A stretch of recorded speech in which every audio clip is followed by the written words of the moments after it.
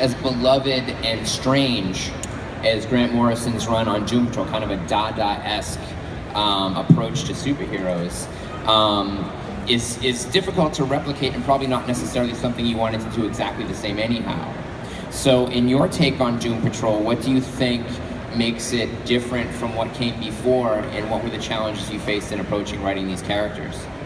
Well, first of all, it would be impossible to replicate what Grant was doing with Richard Case. So I wasn't even going to try.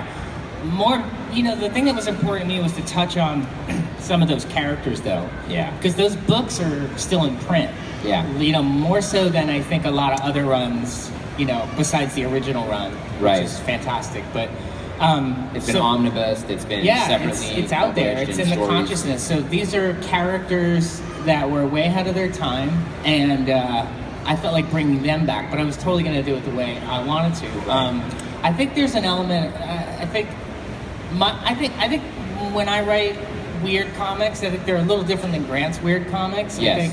I think, first of all, his are way smarter than mine, and I think mine are more casual slice of life, a little bit. Like there's some love and rockets to it. More emotional. Yeah, I think it's more emotional, and it's more lyrical, obviously. Yeah.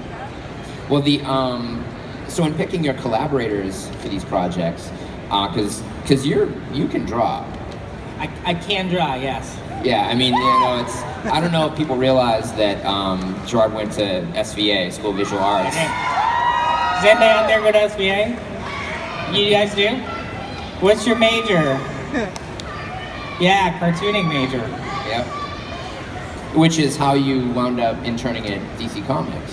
That is how, I had a writing class with Joey Cavalieri, who was the editor of Superman at the time, and he got me the internship. And I basically interned under him, but I was really in what they call the FedEx room.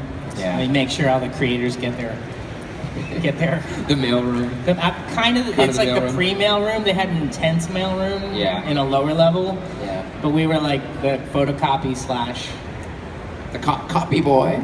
I was the copy boy. Yeah. So now we're going to run down the titles really quickly. We're going to dig into each one of them individually, and we've already started with Doom Patrol. So I think we're going to talk about the other titles, and then we'll go back deep into each. So. How'd you partner with Nick for Doom Patrol? That was, the Doom Patrol team was the first team to come together.